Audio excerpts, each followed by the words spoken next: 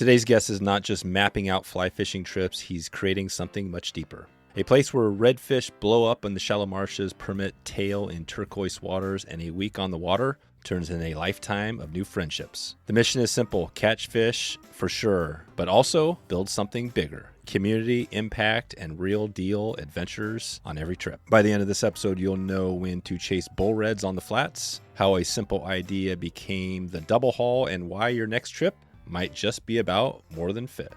By the end of this one, you'll know how to chase bull reds on the flats, how a simple idea became the double haul experience, and why your next trip might be more than catching fish. This is the Wet Fly Swing podcast, where I show you the best places to travel to for fly fishing, how to find the best resources and tools to prepare for that big trip, and what you can do to give back to the fish species we all love. John Hunt is founder of one of the most unique travel-minded fly fishing communities out there, a crew that blends hosted trips, conservation, and down-to-earth vibes under the name Moccasin Fly Club. Whether you're thinking about your first saltwater trip or just want a better way to travel and fish with some good people, this one's for you. Here we go. Let's get into it. John Hunt from moccasinflyclub.com. How you doing, John? Good, man. Living the dream here in Colorado. Yeah, we've had you on now a few times. We've talked about your program. We're going to dig into another big topic today. We're going to get into saltwater, which is huge. We have a lot of people that are interested in saltwater. But I want to get an update like right now as we speak. We're kind of in August. You know, what's going on in summertime now? Do you want to give us an update of, are you out traveling all over the place, or is this break time for you? No, so yeah, the summer season is going to go until about August 15th. Just got back last night. We were over at Hook and Hunt at our lodge in Silt, Colorado, and had 3 days of floating over there. Streamer bite was awesome, and the fishing all over that side, the western slope of Colorado. So the Frying Pan, the Roaring Fork, the lower Colorado's getting a little hot towards the end of the day. So one of the days we were on the water at like 5 in the morning and floating until 11, taking people up in the evening up to like reservoirs and kind of like higher alpine stuff. That's been going great. Our place down in New Mexico, Rod and Rifle, has been booming right now because it's kind of like that other side of the bell curve, so to speak. New Mexico hot is a kind of different type of hot. It's kind of like Texas and Arizona hot. So some people aren't trying to be when it's 110 degrees, but things have been rocking there. A lot of big fish have been getting put in the net in New Mexico, which is awesome. And for us, our next big step is in August, we head down to Xcalak, Mexico to start working with the local community heads and the lodge down there for our big permit and tarpon tournament that'll happen September of 2026 called the Double Haul. I have a week down there kind of working on the water. We got to, get some stuff ready for the local community and who we're donating the money from the tournament to, fishing and checking stuff out, talking with the guides, checking out the lodge, figuring out the food for next year. So we'll be on site for a week, kind of dialing stuff in, getting it ready for next September, which will be the first time that it happens. And other than that, it's really just gearing up for our biggest time of year is this August to January. After the trout season ends all over the U.S. and people aren't traveling for summer vacation and going somewhere that they've already planned, we start to kick off everything. So October's real big, November, December's real big. In September, we have a couple events here in Colorado that are always big. Plus, we have to get both lodges ready for the winter. So, an easy way to tell everybody is that it's super hot in the summer. So we have everything ready to go to keep people cool. And then obviously it gets real cold in the wintertime. So we flip everything around October 1st and get it ready to keep everybody real warm for the winter and get ready for the hunting season that'll come in. So starting like right after Halloween, we move. People are still coming to fish, but we start to house and host a lot of hunters in both locations just to make sure that the transportation's right. And that's kind of the big part of it. But I mean, I hate saying summer's coming to an end, but within a couple weeks, it's all over and it's back to the other grind. That's amazing to think, because it's always the summer. Everybody wants the summer to keep going. But, I guess depending on the summer, this could, depending on where you're at too, right? The summer, it can be different places. But no, that's a lot. You have a lot going there. I think out of all that, double haul tournament is really interesting. And I think today, maybe if we have a little time, we'll talk more about that because I think it sounds great. You're putting together this program. Maybe give it a highlight on that. How did this come to be? And talk about it sounds like you've got a nonprofit or a charity that you're dodonating to. Tell us a little bit more about that. Yeah, so a couple of years ago, there's a lot of people that want to catch permit and want to catch tarpon, which is, a big demographic of the fly fishing world. I would say out in fly fishing, we talk a lot about this, right? The species. Permit is one of the hardest. Tarpon seems to be doable, but yeah, those are two species that are on top of many people's bucket list. And permit might be one you go for a long time without catching, right? But so yeah, tell us more about this. Throughout us doing trips and having this, we've been in different places for those two species. We were in Cuba earlier this year for real big tarpon on the flat. People go to Florida. We've been in Belize. We've sent people to Honduras.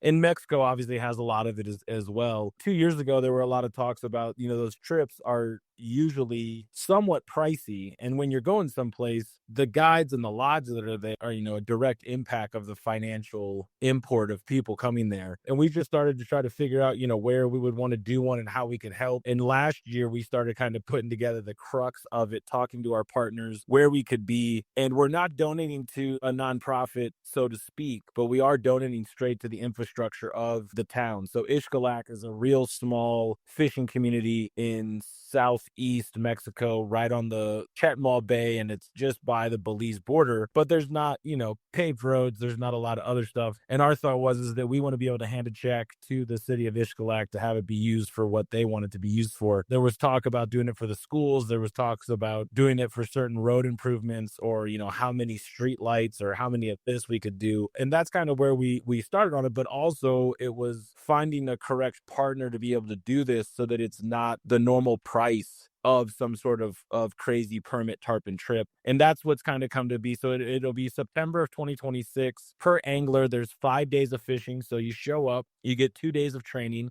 Right on the first night, we have an opening dinner and we randomly select the guides and who's going to happen. So it's a 2-person team, or if you're a single, we can find another single and kind of put you on a team together. There's a point system, obviously, on what you catch, whether it's snook, bonefish, tarpon, jack, permit, etc. So there's all kinds of different things. There's prizes that'll be given out for the biggest permit, the biggest tarpon, the biggest whatever. And then overall as a team, the point aspect. So on night one, big opening dinner, you randomly select who you have. So teams and guides are together. Then you have 2 days of fishing with your guide. That's going to be what we call training. Then we have 3 days. That's the actual tournament. Those 3 days of the tournament, with your little scorecard that you got to take a picture with, trying to keep everything very transparent, very honest. And then the last night, there's a closing dinner where all the prizes get given out.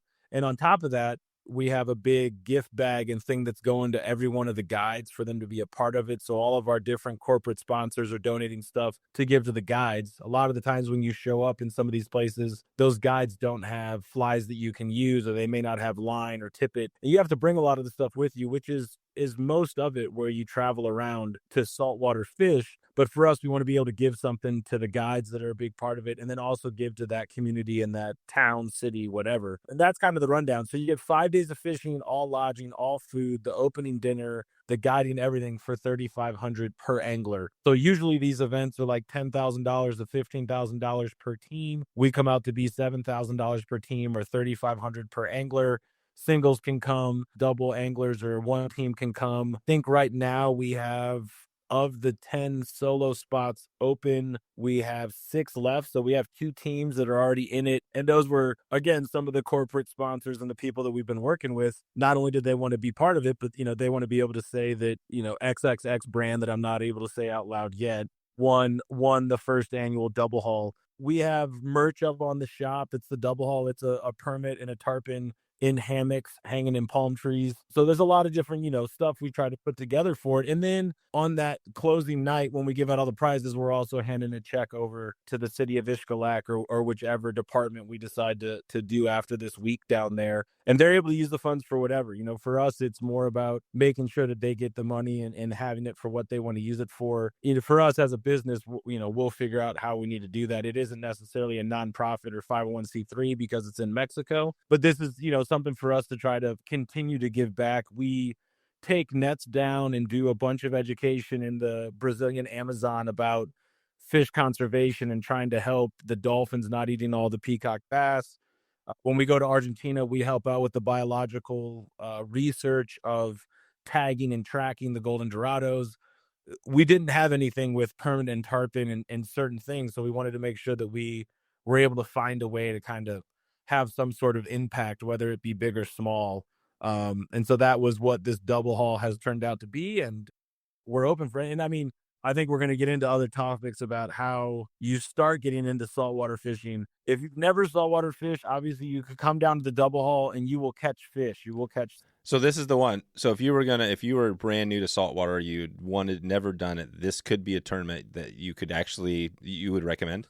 I mean, yeah, the tournament word scares a lot of people. I don't want it to come off like it's a tournament. It's not the Del Brown. It's not crazy. Like, it's a hosted week of fishing that also impacts the community and we give back. And we're going to have a bunch of fun prizes and awesome stuff. Yeah, and you're having fun. I mean, I can imagine if I was down there or somebody down there. I mean, the tournament just kind of it's like gamifying it. It's kind of fun, but at the end of the day, if you were last place, it would still be great. You know, it really doesn't matter. And I think more because of the pricing is that if you were going to try to go get your shots at permit and learn what's up and try to wrangle in the tarpon and do whatever you want, unbelievable food and a fun thing, this is a price point that allows it to not be too crazy for you to go down there and do it. Also, I think, it's well known out there that Xcalak is slightly more forgiving place. I'm not saying that everybody that goes there catches a permit on their first cast by any means, but there is a little bit less pressure. There is a little bit more opportunity to take your shots. And in September, there's not a ton of other boat traffic around. I think we're going to talk about the true intro to fly fishing would probably be a different trip and something in Louisiana that we'll talk about. But yeah, if you've never been somewhere and you want to go check it all out and bring your 9 and 10 weight down and go after some fish, have a good time. Plus, also know that, you know, it's a great price. And part of that great price is that it's going to the community that you're going to fish in. We'd love to have you, whether or not you win the tournament or not. Who knows? And as everybody says, I'd rather be lucky than good any day of the week. So don't think you're not going to win just because you've never done it before. All right, this is awesome. Well, I've got lots of questions we can kind of table for another time, but I think it's great because what you're doing is putting together a really amazing price point, when you think about what you get on this trip. So that's awesome. So, but let's hold that one. I think that might be another episode in itself. What we want to talk about today is a little more on the actual like redfish. I don't know if you would call this intro to saltwater, but I know we have a lot of people who are interested in redfish. Let's talk about that program you guys have down there. Maybe just from the top, take us there. Like, describe first off what it's about. Is this your program you guys do annually? Tell us a little bit more about it. Yeah, so we've been going down to Louisiana. We go southwest from New Orleans. There's a bunch of different bayous and places to go. A lot of people talk about the Venice side.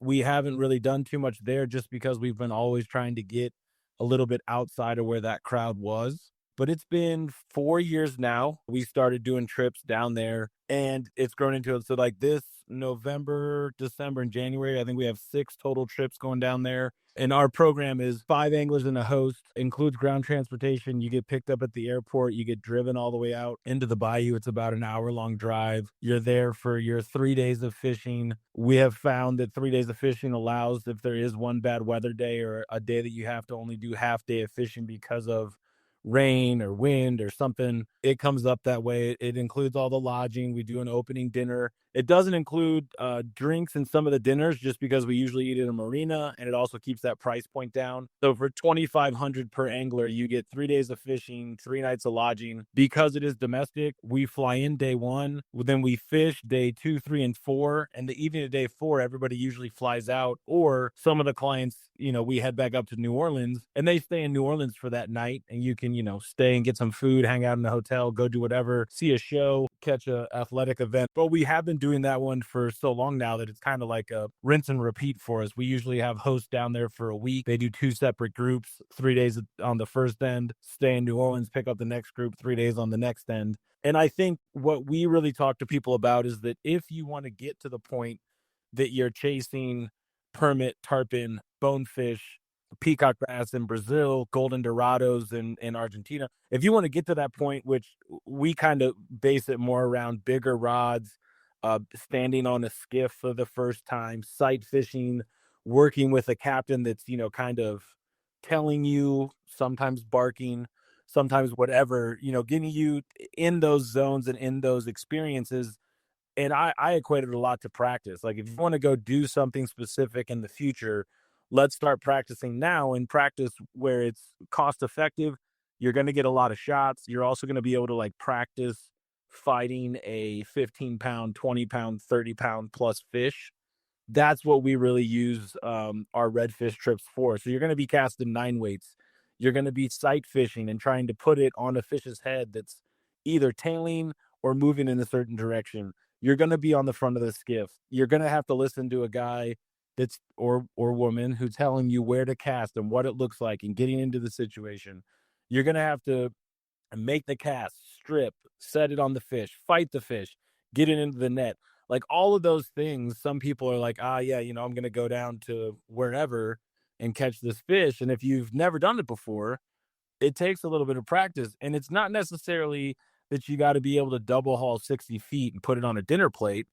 It's more of the fact that you gotta be able to get it done in the zone with the adrenaline in the time that's allotted. Like, if you see a fish cruising down the bank from 50 yards away, and it's on your forehand side, and it's a 30-foot cast, and there's no wind, yeah, you usually wake up from that dream as opposed to actually doing that in real life. But in real life, it could be the fact that it's gonna be a backhand cast for 25 feet into the wind to a tailing fish that you got to put it, right next to it because it could be murky water. All of those situations are great to work through in the redfish trip outside of New Orleans because it offers a lot of it too. Like you could see a school rolling through, you can see singles, you can be out there, working through stuff and have to kind of like drop and drag a cast. You could have to make a nice double haul cast. And that's what we equate to it also. Somebody that's been fishing 5 and 6 weights for, over a decade, but has never casted a 9 weight or had to like sit on the front of a skiff and just sit there for a couple hours waiting for a fish. It's a lot different than just blind casting streamers off a boat.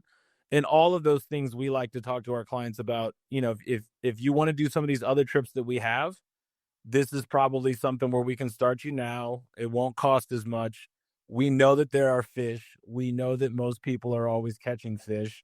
And we can go down there and practice, have a great time. Plus, I mean, for us in Denver, it's like a 2-hour domestic flight. It's not a crazy expensive travel cost. You don't need a passport. All of these things kind of lump it into the whole. It's easier, and it's in a cool part of the country, right? If you've never been down in that part, like that's an amazing culturally diverse place to be. Well, and I think that's the other part for me personally.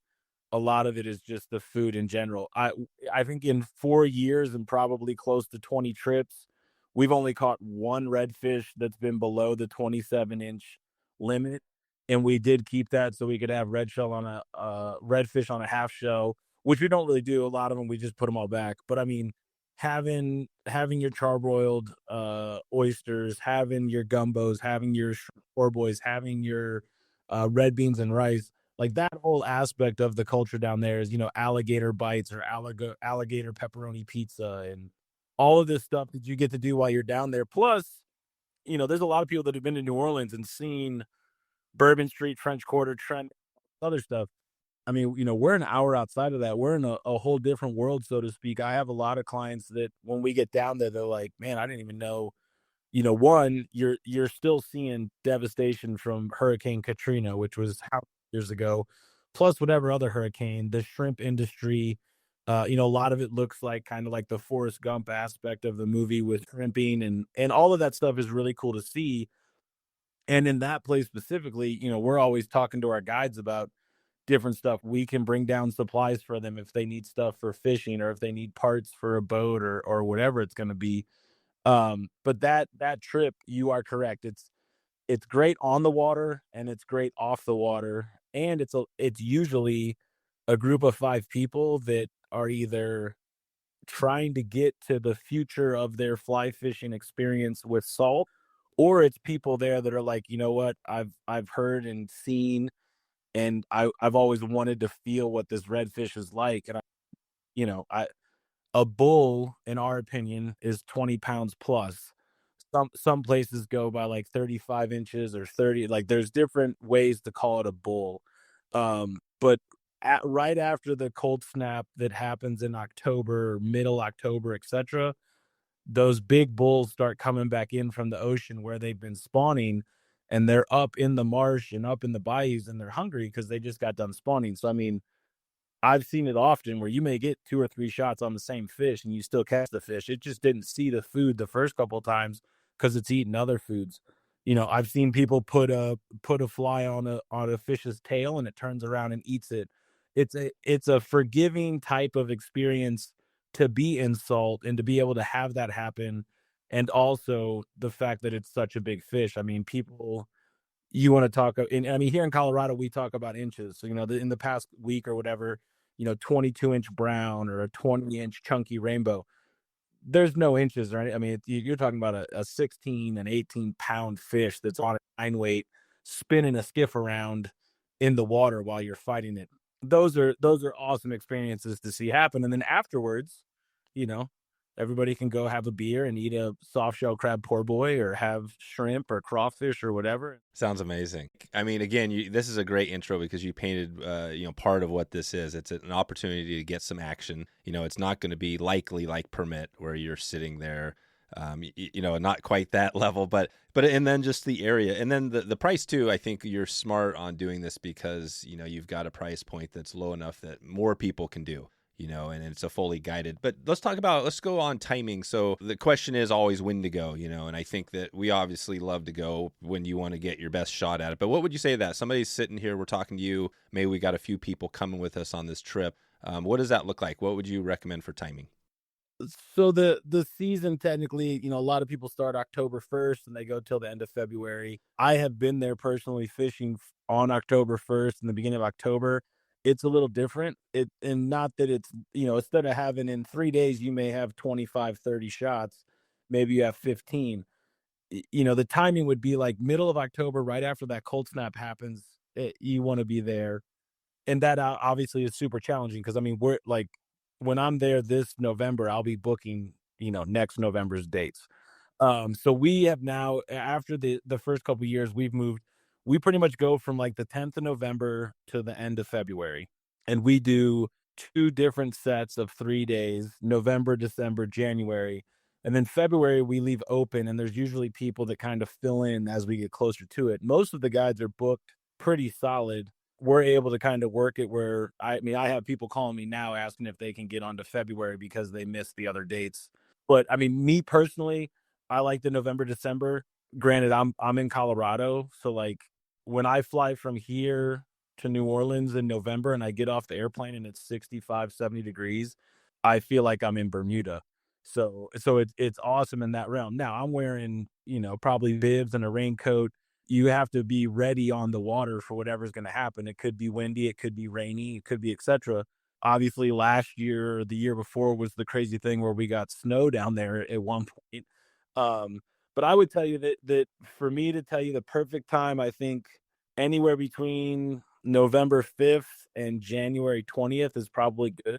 That does put a big kink on the holiday season. In between December 20th and January 5th, most people aren't trying to do stuff. So if that is available to you, you may be able to hit a sweet spot at that point. But the timing is that aspect. So we'll do two different sets of 3 dates in November, two different sets of 3 dates in December, and two different sets of 3 dates in January. And then we usually have a couple dates here or there in February. This past February, I was down there with a client, and we had a blast. It was awesome. There wasn't a ton of boat traffic. We were able to get on fish. And I should also say that, for a lot of people, it is fly or die only. Down there, you can do some like cork and pop spin casting. There are people that'll be throwing live bait that are not necessarily on our trip, but I mean, it is open to all aspects of fishing, no matter what. A lot of the guides will do whatever, but also a lot of the guides are like, yeah, like I'm trying to be out here with fly fishers, pinpointing fish and catching trophies, and that's what we love to do. So I think that's the timing. So you got December, November, December. So if you're looking at say December, either early mid December versus say early, early mid January, are those pretty much very similar? Is there more wind during any time, or what's the difference between like December, January? November may not have. I mean, the wind is all particular because it's the Gulf of America now. Oh, right. Yeah, totally. The wind is all determined on what it is. I think any month, any season, whatever, you're going to get wind. To try to stay away from the rain, maybe you do December as opposed to January. I would so this December I'll be there from December 7th until December like 14th or 15th or something like that. And I'm on those dates as the host and etc. So I'll be down there for a week, and if I can pick, sometimes I like going down there earlier just because I'm already jonesing. So going in November is great because you usually get on like some first bites. Sometimes those big like 30, 50 fish schools are moving through more like late October, early November. I also feel like December and January, those fish have been eating a little bit, so they kind of are able to swell up and put more weight on. When they first come back, they're obviously not as big as they were when they went to spawn, so they're eating everything. Are they getting bigger as the season goes on? Oh, I mean, they're eating, and I mean, when I say like a crab, I'm not talking about like those little permit crab flies that you see. I mean, they're eating crabs that are the size of your hand. They're eating crawfish. They have a crush plate, much like other fish do. So when a redfish inhales that fly, it goes right through their mouth into this little plate. It's kind of like a little teacup plate that you hold them with your front hand, but it's two bones that crush, and it just crushes up the crabs and the shrimp. They're amazing looking fish. You know, that the great thing about them is that they've got this their body morphology is super cool. They got that spot on the back, and then their mouth is just and their head is giant. They just look like almost like a I don't know how you explain them, right? They're just this cool looking fish. Yeah, I mean the drum family in general, if you haven't seen red drum, the black drum, the whatever, and you bring up a great point. I will personally say the best thing about them is that they have that soft lip. So at least you can it's kind of like a permit, right? You can get a hook through it pretty fast. They don't have like, teeth. Now the sheep's head that are down there are a whole different. We'll talk about redfish, but then we can talk about black drum and sheep's head and alligator gar and all the other stuff down there that's possible to catch. So there might be so that's a great topic because we've just been traveling out. We were doing some stuff in Alaska and we were focused on a certain species, but we were like, well, I'd love to catch some multiple. And I know Brandon, shout out to Brandon, he caught I think 6 species on that trip, and it was awesome, right? So here, same thing. We have an opportunity. I mean, redfish is for sure one thing, but there's other fish. Like, how many total species could you potentially hook down there? So yeah, so like there's redfish in general. So you got the red drum or redfish. Okay, so red drum and redfish, that's the same species. Yeah, same thing. And a lot of people are trying to hit that bull. So it's a certain weight class. You want to get 20 pounds plus. There's also different colors in they're all redfish that are all red drum, but there are some that are brackish or more gold and kind of an amber. Then there's some that are a little bit more silver, and there's all that different like color to think. And then after the color, everybody talks about the spots. Like you brought up, you may catch one that has, a heart shaped spot on its tail. Somebody else catches one, but it's got 3 or 4 different little black spots. Or so, there's a whole different way of you want to catch big ones and you want to be able to have the differences in that. The next one that a lot of people talk about after that would be the black drum, same family, but a totally different looking fish. In fact, it kind of looks like if you're talking about the red drum as being kind of like a pit bull, then you're talking about the black drum kind of being more like a bulldog. Fights different, eats different, can't really see, really slimy, really stinky. The next one after that would be the sheep's head or the convict fish, and they're the ones that have the 2 rows of human looking teeth in their mouth, so they're a little bit harder to catch. But when you do catch them and you open their mouth up, they've got like 2 molars in front and 2 molars right behind it that are human looking teeth that are kind of crazy. Then and I've been down there a bunch. I have yet to actually hold a sheep's head. So every time I go down there, I'm like, I need to catch a couple redfish, and then I'm trying to get some sort of sheepy to just get, get this done so people stop making fun of me down there. And then the next one after the sheep's head would be the alligator gar, which is like a dinosaur fish that's, however many thousands and millions or whatever years old. And the alligator gar down there are prevalent and they're all over. They're just a little bit harder to catch. It is a favorite food of the local community. So they do get pulled out of the water a lot and eaten. But the alligator gar is a whole different deal. Again, crazy looking fish, crazy thing to be able to say that you caught on the fly. And then there's also sea trout. And then the last one that doesn't get talked about a lot and is really hard on the fly would be the sharks. So you got black tip reef sharks. You've got a bull shark. 3 years ago, there was some crazy heavy rain and wind. So we decided to see what we could do on some spinning tackle catching a shark. But I was able to get an 80-pound bull shark that was 45-minute experience of craziness. And then got to the boat and I was like, I don't even know like how you take a picture or why you would do this or whatever. You're not going to touch that thing. Yeah, so that was a whole different deal. How big was the bull shark? Like, how many pounds do you think that was? It was 80-pound bull shark. Wow, you got an 80-pound bull shark. Yeah. And a bull shark looks kind of like a mean, like a badass shark, like a great white or Yeah, it looks like that. like an 80-pound bull is not gigantic, but it kind of looks like a baby great white. I mean, it's the gray shark skin on top, white on the bottom. They eat everything. They really love eating the red drums and stuff. So like, there's a whole conversation at the beginning of the trip about, you want to be real easy in and out of the water and not making a bunch of splashes and all that crazy stuff. Well, so this is great. So you mentioned a few species. Let's take it back to the timing. So we talked about that. I'm just thinking, just roughly, if we were putting together a trip for the next year, maybe we're looking at early December. What does that look like? Are these set where people come in typically on a certain day on Sunday and they fish, or is this kind of all over the place? How does that work on the? It's all over the place, just depending on how our guides work. So this November we have 2 groups that'll go down. Then in December I'll be down there for a week. This December I'll be booking next year's date. Let's talk about that trip in December, just to make it easy so we can look at this. So you're coming down. When are you going to fly in there for that first group on December? So we'll do, I fly out on the Sunday, the 7th. I pick everybody up. We fish the 8th, 9th, and 10th. Then everybody goes back to the airport. I stay at a hotel in New Orleans. On the 11th, we pick up the next group. We fish the 12th, 13th, and 14th. And on the night of the 14th, group 2 flies out. So people would be coming in to meet, say, if they're fishing on the 8th, would they be coming to the lodge on the 7th and hanging out there for that night? Yeah, so everybody flies in on the 7th and we drive out, get into the spot, have dinner. Then you're doing a full day of fishing, 8, 9, 10. And then on the 10th, we start a little early and end at like 3:30 or 4. We drive back to New Orleans, drop everybody off at the airport. Most of those people get on a plane. Some of those people may take an Uber and head out to their hotel or do whatever. And that's what's cool too. I think that like we're finding that with some of the trips we do, that people are adding on days either before or after the 3 days on the water, and which is great, right? Because they could get 3 days with guides and then stick around and fish more if they want to, right? Do you find that guys are doing that occasionally?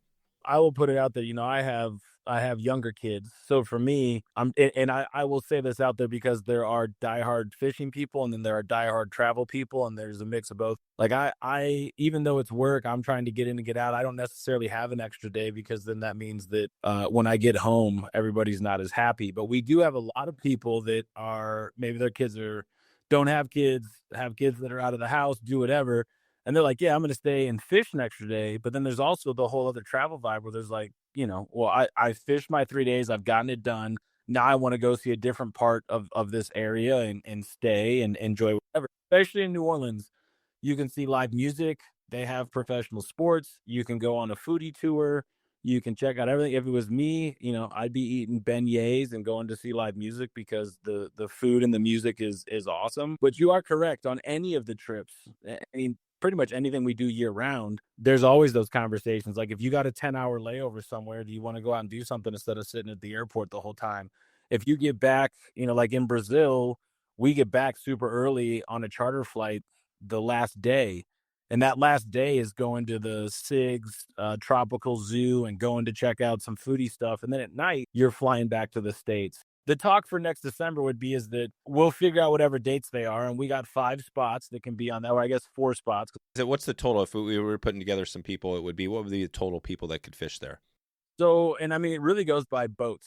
So for us, we've always been able to find 3 boats is pretty easy. 1, because we can pick everybody up at the airport. If it needed to be 4 boats, etc., I assume that you're going to go down and want to catch a bull. Let's just take that. We're kind of talking about this. Spitballing, which I love. Yeah, we're spitballing. So roughly that December, hypothetically. So hypothetically, we go down there. Say I'm going down there with a group. There would be me and potentially 5 other people with 3 boats. 5 other people with 3 boats. If one of our persons is on it, then it'd be 4 boats. So there'd be you and me plus 6 others. There'd be 4 boats total. It would still be the same price. So you have lodging at the lodge, so you have room for like how many people could stay in actually? Describe that a little bit, what the lodge looks like. Usually we go for 6 because it's easier. We would be able to find a place that can hold 8. And 6 is fine. I mean, again, I think that 6 is a fine number. And it would be cool to have you there as well. You know what I mean? Like that would be awesome to fish, and hang out and that sort of stuff. As the life of a host, most of my thing is like being in the boat with the people that need to have some more shots and some more help. So, I'm helping out with line management. I'm going to be able to help you see some fish stuff that you may not be able to see. Don't think of it as me having to be on a boat because I'm going to fish and catch fish. No, right. You're not going to take that. You're not going to be like, hey, it's my turn. Get out of the way. I want to. It's more about your clients. Yeah, anybody that hasn't traveled on a trip like that does, when you go on these trips, you want to be on the boat with the host because the host is going to sit and you're going to get most of the shots. And you're supposed to fish until you kind of catch a fish. So I'm not trying to out other places or how they do it. But in the moccasin world, we know how it goes. So like if you've never done it before, you're going to be on the bow first thing in the morning, taking all the shots and learning what's up. Once you're frustrated and you want to throw the rod in the water and punch me, Switch it up, drink a beverage, and chill out for a little bit. you're in the hot seat. You don't go in the penalty box until you want to put yourself in the penalty box. That's right. That's how it would work for next year. It'd be, 6 or 8. It'd probably be 3 or 4 boats. We get a place together, get everybody out there. You go fish for 3 days. Then, do whatever you want to do after that. Well, what is the first day on the water? If we were going out there, let's just say it's we're talking about again. We're just hypothetically December 7th. We're on the water the 8th. What is that first day on the water? Describe that a little bit. What that looks like. I mean, a lot of it is kind of everybody. Well, guide feeling out angler and angler feeling out guide, right? Like, in my opinion, there's some easy questions that we always ask. Pull some line out. So if you've never done this before, let's get your line stacked, get your world in order, and get you ready to go. So you're gonna get some line out, and you're gonna probably do some practice casts. The guide needs to know what you think 30 feet is, and you need to know what the guide thinks 30 feet is. We need to know if you can back cast, if you can only forward cast. We're going to obviously have the normal conversation about what 9, 10, 11, 12, 1, 2, and if some say 6, what those are. Like, you got to start learning how the dials work. And if that guide is going to, coach you into a fish while you're casting, all right, it's 30 feet at 11 o'clock, start casting. All right, let out a little bit more. That's perfect. Next one, lay it down, put it to the left. We're all going to be doing that while, hopefully people are also seeing the fish. You can't see the fish, then there's a whole different conversation. And that's probably the first hour or so, is just getting that ready for person number 1 on the bow. Then we go through our paces until you get a fish on or somebody decides that it's time to switch, which you and I can do a whole other episode about boat mates and when to switch and how, whether it's time or it's shots, whether it's if you catch. I feel like there's a whole TED talk that can happen about that, travel fishing. Then when person 2 gets up there, you repeat it all over again. This is how far it is. This is what it looks like. This is what you're going to do. You're going to stand here, always be ready. The thing any captain will tell you is that, while you're wanting to blind cast and this looks good and that looks good and I want to do it, while you're doing that, you're going to spook a fish, or a fish is going to come along. You're not going to be ready. So you're paying the money, be ready on the bow when it's time, and talk. Communication and lightheartedness are probably the 2 biggest things I tell everybody. Like, I'm going to crack jokes, and no matter whether you mess up or do it, we're all going to have a good time. If you get too serious and it's the end of the world, you're messing up your mental. Well, I played a lot of sports, but I played goalie in lacrosse, and I got scored on a lot. And the term is always get the next one, right? So we mess this one up, it's gone, it's whatever. Let's be ready for the next one, and the next one could be the best one anyway. So you're going to need a mental timeout, and you want to get in the penalty box, sit down, relax, have a beverage, do whatever. Let somebody else up there. Don't dwell on it. Like, right. I mean, I just came off of a trip, we mentioned the Alaska stuff, and I was up there and had a day that like is what you're talking about. It was rough. The spay cast was rough. I was with Floyd, shout out to Floyd. And it was a tough day. It was almost one of those days where you break off the fish. You almost want to throw your rod in. And it was a tough day. The next day I was sick too on the trip. I literally was sick. I had like a head cold, and I was like, man, do I go out tomorrow? Yes, you do. Yep. And I did. And I went out, I made it sick and everything. I'm out on the water, and guess what? I caught the best fish of the trip and the best moment. And Floyd came up to me at the end of the day and he said, Dave, you're doing great. The cast is good. You just had a rough day. You stuck with it. Good. Go for it. Right. Is that same thing with redfish? You're going to have those? You got to keep the vibes in the boat right if you want the fish. Dogs can smell fear. I feel like fish can smell anger. And if you're not in a good mood and you're not doing it right, you got to be able to laugh at it. I will tell you that, after being on a lot of trips with a lot of different people, and I've been in plenty of boats with people that I've just met the day before or the morning before, And if you can't keep it light and laugh and have a good and talk a little shit with everybody in the boat, and crack some jokes and keep it whatever, it doesn't feel the same if it's all so serious and it's all the end of the world, kind of like how permit fishing gets. It's not as fun. And also to me, people go on trips and day one serious, day two serious, day three serious. For me, every day doesn't have to be serious. If you get a good fish, you get a good fish. If you get any fish, it's better than getting fish. And by the end of it, you look back and you're like, oh man, like I learned so much over the trip. I got better over the trip. I met friends over the trip. It should be a good feeling. Now, it's called fishing, not catching. So you're going to have trips where you don't get what you want, but it's still an experience to take away from. But 100%, if you're not, I can sit in a boat and, we can gab and talk and have a good time and crack jokes. And hopefully a byproduct of that is that it's a fun day in the boat and we get to catch fish. And you get some action. Right. We're going to have a great time on the water. I could already tell you, because our community of listeners, Wet Fly Swing, we have Wet Fly Swing Pro as well that we were going on these trips with. They're all on the same lines, just like what you're talking about. Nobody is super stressed. It's all about just having a good time, enjoying the whole process. This is going to be good. So when we're on the water, so let's take it back to that. So we've got the trip set up. Day one, we're getting out there. Are we driving from now, is the lodge the same place you guys stay at, or do you mix that up of the lodging where you're staying, and then do you drive? Lodging all depends on the trip. We have one place that we use a lot for the 6-person vibe, and that's pretty much where we're at for all 6 trips this year. They're great to work with. You wake up in the morning. The guides usually show up either at the house. Most of the time now, we just meet them at the boat ramp. It's a 15-minute drive to the marina where we put in. So we wake up. You can make your breakfast, get your lunch ready, whatever. Drive down to the marina, jump in the boat to the guides, and we're off. At the end of the day, we come back into the marina. You can get drinks and food and stuff at the marina. People can hang out, or we can go back to the house and do whatever. You're not driving more than, I would say, there's no traffic down there, but I mean, it's 15 minutes from doorstep.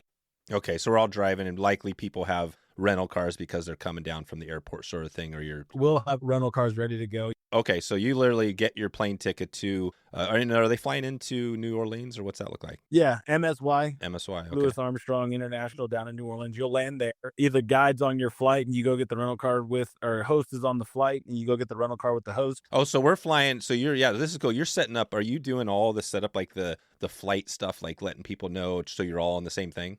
I mean, depending on where everybody's coming from, but we don't book. We have a travel agent in-house that'll do it for you, but usually we don't book people's flights. But we'll send out information to the whole group. This is when we're landing. You want to be around this time. If you're there early, hang out at the airport. Our host is usually trying to, if there's people also coming from the same place as the host, we're trying to get everybody on the same flight. They'll grab the rental car, usually a minivan or some sort of big van or SUV. They'll pull up, grab everybody. You'll start driving down for the New Orleans trip specifically. Once we get down to where we're going, we make a stop at a grocery store. Everybody can grab all the stuff that they want. We bring that to the house, unpack, get ready, head out to go to the dinner. We have one of our head guide, or all of the guides will be at the dinner with us. Everybody talking about the next day, shooting the shit, figuring out what's up. Wake up day one, get to action, get in the trenches. Everybody's in the boat, rocking out. Come back. And then on the last day, we try to go out like an hour earlier, and we'll get off an hour earlier. And you're already, all your luggage is already in the vehicle. We get off. You can change, do whatever at the marina. We rip an hour back to the airport. I think my flight out is like a 7 p.m. flight, and I get into Denver at like 10 because of the hour change, but it's a 2-hour flight. So we don't have an extra night that you have to stay there. But you could if you wanted to, right? You could add on a couple of nights and fish more, maybe talk to the guides beforehand and set up a couple extra days, something like that. Yeah, and if you want that stuff, I think my thought would be is for next December, if there are people that want to stay or do something else, then we just got to figure out having people stay for the lodging, having people stay with the guide. We would have to book all that stuff for you because it is, usually like for right now, today, there are no more dates left with our people, which is 5 different guides for this whole season. Like if you want to fish in March or April, we can do that. But from October to February, everybody that we have is booked straight through. And then next year we'll figure it out. So, if you want to do 4 days instead of 3 days, then we do, 3 nights and 4 days and etc., as opposed to whatever it needs to be. I think part of the cool thing about this is that when you bring in a community of people, like we said, like-minded, the hanging out, right, is part of the huge part, like in the evenings, hanging, talking about the day. Who are the guides? Maybe describe that. Who are the guides that people are going to be fishing with down there? Maybe talk about 1 or 2 of them. We worked with a couple different groups. I do have to give a shout out Meredith and Colin down there. We've worked with them for a long time, and we always have a trip that's set up with them. So Meredith McCord and Colin Huff are good friends. They are usually booked up well in advance. So we do have one set of 3 days every year that's usually with Colin and whoever he finds that he's happy with. Our other trips are with Dave Phelps, who's down there, another awesome guy that we've worked with. He was at the San Juan. We've known him for years. Those are our two kind of head guides that we work with back and forth. Okay. And Meredith McCord definitely is a big name. I've heard of her. We haven't had her on the podcast yet, but I've heard her name for sure. I mean, if you need, we can make that happen for you if you need to. I don't think that's a hard thing. She's unbelievable with what she does. And Colin is awesome too. They have their own lodge that you can stay at there. You can fish there. They do great. And that's who we run both of our stuff with. And I mean, the guides are also, one who is available and has the days open and who isn't already booked from a previous customer. I will say that's the one thing is that a lot of people may not be going to this area, but the people that go to that area are repeat customers. I've met people that have been going down there for 10 years straight. We have clients that are now on their third trip in 3 years with us to go down there. We do have a lot of clients that, maybe they didn't go on some international travel thing and they have a buddy and they're like, yo, man, I just need a couple of days down in New Orleans to go pull on redfish. What dates can we get going? And we set up those custom dates too for them. They don't have to be on our hosted trip. So I think we have 6 hosted trips coming up this season, but then we have another 3 or 4 that are just custom dates for people to go down there. And that's kind of how this past February worked. We had a client that called up and was like, I just need to, go down there and get it done. And I'd like to have somebody on the boat and not just fish alone. And so we figured that out for him. But that's kind of the overall feeling is how it worked. Hypothetically, if we did 8 people in 4 days of fishing and 4 nights somewhere, I think we would get it all done. And to your point, my personal opinion is that in the experience of the travel and fishing, you're going to be with a professional on the water. And obviously, nobody can catch fish for you. You have to catch your own fish. So that's how it works on the water. We as a company can only provide so much on the water. All of the off the water stuff, we want to make sure is the experience. When you're off the water and you're like, you want to fish with this guy, you fish with that guy. We want to go have dinner. You want to see this. Sometimes, like with this trip that we're talking about for next year, we would 100% have a crawfish boil at the house one of the night, that authentic point. The coolest thing is off the water on day 1, you see people kind of meet and interact. And then on day 2, you're starting to see people mesh. And then all of a sudden, day 3, people are switching boats because Timmy wants to fish with John, it's Roger. All of a sudden, you're like, dude, there's a text group for life. You just said it. You just said, John, that's exactly what happened on the second Alaska trip we did this year. We brought together 6 people. Nobody really knew each other. And that's exactly what happened day 1. And we were thinking like, keeping, kind of the part. And then after day 2, everybody was like, you know what? Let's mix this up. Those are the best trips where people are like, nah, man, I'll fish with whoever. Everybody, I'll go do this. We haven't fished yet together. Let's go do that. And the coolest thing is end of day 3, after people mix around, everybody's stoked for everybody else to catch the fish. And everybody's like, yo, man, check out the fish that he took. This was all like, you should hear this story. Let him tell it. And then all of a sudden by day 4, the text thread is just a bunch of pictures and everybody's contact and everybody's like, oh, well, we should go fish again on that. And then I think there are local fishing buddies, people that you call to go fish where you live. I have a lot of text groups that are my traveling fishing friends. And they're like, hey, we're going on this trip. If you wanted to go, we got this going on, or we're going to, take the wives and us and we're going to go over here and be at this resort and then fish here. And there's all these people talking about how they're okay with traveling. And that's a big part of having a good experience. Like if you're not real big on traveling, there are definitely seasoned travelers that are real used to being on a plane, being in an airport, getting somewhere and etc. And you have that group that like your group to Alaska. All of a sudden on the last day when people are flying home, it's like, yeah, I just landed, man. I wish I was back up there eating a lobster roll, spay casting for whatever. And you're like, me too. That'd be awesome. And ready to go for the next year, right? Those are connections that are different, right? Because when you're going to go fish somewhere, they may have been there or they may know somebody there. And it's like this little, and a lot of it's how Moccasin started is a network of all of these people that will share information and know who to talk to and know who to go fish with and know where to go. And it even gets as simple as like, I'm going up to Spokane and I'm going to do this. Oh, like I know this one spot that you should go to. And, I'm not talking about spot burning, giving it up, but I was up there 4 years ago and this spot was really cool. You're like, awesome. Well, now bring a rod. And that's the difference too about what you're talking about here. You're building basically a community, people that are getting to know each other. And the spot burning when you're in, and we have this in our group, is that it's not as big of a deal when you trust the people that are in there talking, when it's like a friend.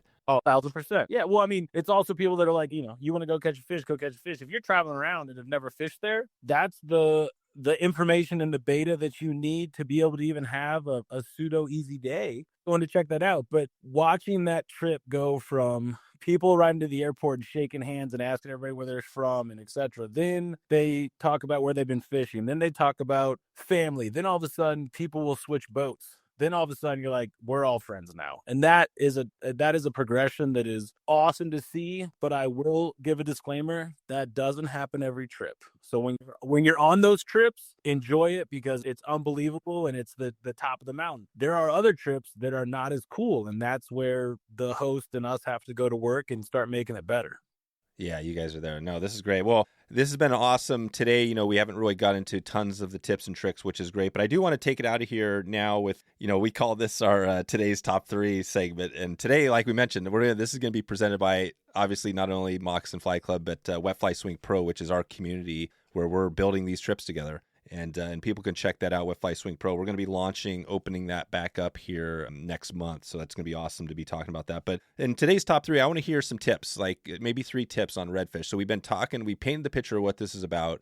We talked about all the details. Now we're on the water. We're getting ready. We got a shot. What are 3 things you might be telling that person you're fishing with to have them have more success out there? So ask questions and communicate. If you can't see the fish, you don't know what direction it's going, you don't know where the tail is, you haven't seen it, ask questions before throwing a bad cast. Okay. So don't cast. So don't just randomly, just make sure you know roughly where that thing is. Anybody that's named Ike out there, I'm sorry, don't act like I know everything. If you don't know where the fish is, say something. If you don't know where direction it's going, say something. Communication can be very easy if it's, proper preparation prevents piss poor performance. So if I don't know where the fish is and I ask questions, it's better if they tell me. The guide may get a little chippy. You may say something too, whatever. Don't cast at something that you don't know. Now, if you do cast and you don't think it's right, you ripping that line out of the water is spooking the fish more than anything else. If you've landed a cast and the fish has not spooked or moved, he doesn't know you're there. So relax. Don't rip it out of the water. Maybe strip it back a little bit and pull it out. Maybe wait to see if it comes to it. Or if the guide says, pull it and cast again, pull it and cast again. So there's my 2 of the 3. Ask questions before you're going to throw at something, because if you don't know what's up and you make a shitty cast, the guide now thinks that you suck. So the rest of the day changes in communication. If you start asking questions and you can turn around and be like, hey man, thanks, I didn't know what was up. You're saying that it's left. I looked left 5 feet. You meant 1 feet. You got to get on the same page. So I equated a lot to team sports. If my teammates yelling at me to do something, I don't know what's up. Don't do something that you don't know. Ask questions. 2, when you don't think you've landed a perfect cast, don't rip it out of the water right away, because that's usually what'll spook a fish, is you landing it all nice doesn't spook it. But you ripping, 15 feet a line and a fly out of the water is going to hit that lateral line and make that fish spook. Those 2. The third one is, chill out, relax, have a good time. Don't take anything too serious. Some things are good, some things are bad. But, much like don't take your issues into work, don't keep your issues on the platform on the bow with you. If something happens, something happens. And if you know that it's time to take a break, take a break. Don't keep kicking a dead horse because you can't make something happen. In my personal experience, I like having a few shots, this or that. I know real quick if I'm putting it together or not. And if I'm not putting it together, let the other person on the boat try to put it together. That may reset everything on the boat again. Whether I hold a big fish, they hold a big fish, or anybody holds any fish, it makes me feel better. So those would be my 3, is that, you don't have to necessarily be perfect, but when you're not perfect, don't try to correct it so fast, because that, especially in redfish, they're usually eating head down in the mud and don't know around them. As soon as they feel something, though, they know to take off. That's a big part of it. But the third one of anything is, be kind, be happy, and be ready to help out. That's awesome. No, those are great. I think high level things to be thinking about, because it's all about staying in the right mindset. You don't want to be getting that mindset, like you said. We've heard that before. We've talked about that in the bucket. Brian's talked about that on this podcast, where those people out there spay fishing for steelhead that have that real negative, I got to get it. They're the ones that struggle to get them. It's the people that are relaxed and just chilling. And the hang, we've heard about that too. The hang, just have that hang mentality where you're just enjoying the experience, and a fish is a bonus. Yeah, 1,000%. I mean, I don't know. Now, if you're downtown in Denver fishing through the middle of the city, maybe it's not a beautiful place to be. Most of the places that you're going to pay to fly to and do all that stuff. I mean, every now and then, take your eyes off the water, look around, holy shit, I'm in wherever I'm at. This is cool. I'm with a bunch of people that want to do the same thing. And I mean, to be real honest, everybody on that boat wants everybody on that boat to catch fish. Whether that happens or not is different, but everybody is there. If you're on the bow of a boat, everybody on the boat is there to help you get done. So if you act like an ass, you're just pissing off the people that are there to help. Like I said, that's what's cool about our wet fly swing community is that I haven't seen it yet. That's what's great. Not, knock on wood, but everybody is just they're in for the hang. So this has been cool, John. I think that, we're definitely lining out what is sounding like an amazing trip. We're going to be digging into this more as we go. I think that we've got a lot of great topics because we've got some guides who I would love to talk to as well to talk more about the trip. And you got these other trips. So give us a shout out before we get out of here. We mentioned at the start, but what do you want to leave people with? We obviously have the Redfish. Anything else coming up here as you look ahead that you think would be a similar experience? Other trips you guys have that you want to highlight again? We've talked about a lot of them. The Mongolia trip next August is amazing and crazy. We have Bariloche, Patagonia next April, which is another kind of like very budget friendly type of Patagonia trip. We've talked about the double haul, which is something totally different. The Brazil. I mean, we have like the kind of staples we do every year. My thought would be is that my shout out would be go to moccasinflyclub.com, click on destinations, click on fly fishing. I mean, we have boundary water stuff in Minnesota. We have we're in Arkansas. I mean, almost anywhere that you want to go, Alaska to Argentina to Mongolia, we have people that work with it. You don't have to just go on a hosted trip with us. We can help you get on the water almost anywhere that you want to go for dates that you want to do it. And that would be it. We spend a lot of time trying to, make sure the hosted trip is curated correctly, make sure people are getting on fish. But every year we have hundreds of clients that don't need to do the hosted thing and go do whatever they want to do on their own. And that's awesome too. That helps out our business. And it also just gets more people on the water. And that, at the end of all of it, the reason why we're priced the way we are and the reason why we try to do so much is that we just want to get more people on the water having a good time. Love it. And I'm on your website now, moccasinflyclub.com. And it's cool. Yeah, you have it really well. It's organized. Destinations, you got double haul tournament right there on the top header. So when you click destinations, it brings down easy everything, right? Argentina, Colorado, Costa Rica, everything, a lot of this stuff, Florida. So I'm looking down at all this and Hawaii even, right? So Colombia, you guys are all, does it feel like, how do you do all of this? I mean, I know you're not a one-man show, but it seems like you guys have a lot going. Does it seem overwhelming to you putting all this together? I mean, it is a lot in certain times of the year. Like we're talking about, the summertime, we get a lot of information that is people looking to go on their own vacations and do stuff. That's awesome. We have an unbelievable network of people that we work with all over the world. We have a bunch of different services from like, global rescue to travel insurance to our travel agents, whatever. So, I mean, you are correct. It's a team, but a lot of this has happened over the past, what is it now? 7 years of helping people out. People want to figure out how to go here. Or they want to do this one. I mean, we have so many options that a lot of them we can't do hosted trips for because I would never be home and people aren't trying to travel 365 days a year, which is fine. But like when you're in Europe and you want to do something, or if you're going in, a destination like the Seychelles or the Galapagos Islands, those are different conversations than like Montana and Yellowstone and Idaho or Hawaii. A lot of people are just going to Hawaii and want to be able to have a guide and go fish for a day. For a day, right? Yeah, Captain Kenny and our guys down there are unbelievable, and it's a whole different deal. Then you talk about, like we have 9 or 10 different places in Florida if you wanted to do that and etc. But a lot of people are already traveling. So if you're traveling and you just want to be on the water, call us up and we can figure that out. If you want to do a whole trip and want to do a whole different deal, we can set all that up too. We just had a group a couple months ago that went to Costa Rica and some of them fished. Some of them went on waterfall tours and checking out alligator stuff, and then they all went somewhere else. I mean, we can help you imagine and create whatever type of trip you want. But a lot of our easy business is somebody calling me like, yeah, my son and I are going to be over here, or I'm here like, I want to fish for a day. Can I get out of this place? And that community vibe of much like what Wet Fly Swing does is just information and sharing. And you also don't have to book a guide. You could be flying to Seattle and want to know where to DIY fish. We will give you the information and help you out. None of that hurts us either. Gotcha. There you go. So, and you're, like you said, there's a contact form, plenty of stuff on the site there. So That's awesome, John. Well, this has been another fun one. I'm really excited because, obviously Redfish is huge. We got some people talking about it. So thanks for the great podcast today, and we'll be in touch on the next one, and we'll talk to you then. Sounds good, man. Thanks a lot, guys. Have a great one.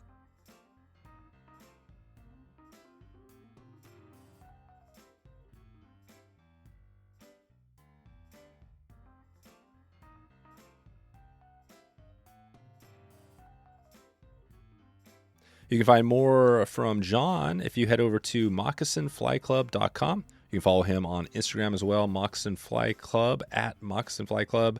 And if you want to check out this double haul tournament, definitely check in with John. Let him know you're interested. This sounds like an amazing event. Really excited to hear how everything goes this year. And also, Redfish, if you want us to put this together, we are definitely going to be working on this. So send me an email, dave@wetflyswing.com. If you want to get access for some of our spots through Wetfly Swing Pro, this is your best chance to get involved in one of our trips here and get on this Redfish one. Go to wetflyswing.com/pro, enter your name and email, and I'll follow up with you on details. We're going to be launching Wetfly Swing Pro soon for our next cohort, and our next cohort goes out. If you want to be part of it, you guys sign up to that page to get notified when we go live. It's going to be exciting to jump in and bring some new members in the group. We're doing this occasionally throughout the year. We've got kind of an open, closed door policy. This is our way of trying to serve new members that come in. So if you're interested in this, definitely check it out. wetflyswing.com/pro. We got a big week coming next week. We are getting into and preparing for our Steelhead School. This is our annual school we do to the Skeena Bay Lodge. Of course, Brian Niska in the bucket is the man, and we're going to be putting this together. So if you want to get involved, we're going to be doing a giveaway next week, giving away one spot to this amazing location on the Skeena main stem, and we're going to be giving away some other gear there. So anytime, go to wetflyswing.com/giveaway. You can check out any of our giveaways, get information there. All right. Appreciate you for sticking in all the way, and I hope you enjoyed this episode. Look forward to catching you on the next one, and hope you have a great afternoon. If it's evening, I hope you're having a wonderful evening, and if it's morning, I appreciate you, and I hope you can have a good day out there, and check in with us anytime. Would love to hear from you. We'll talk to you soon. Thanks for listening to the Wet Fly Swing Fly Fishing Show. For notes and links from this episode, visit wetflyswing.com.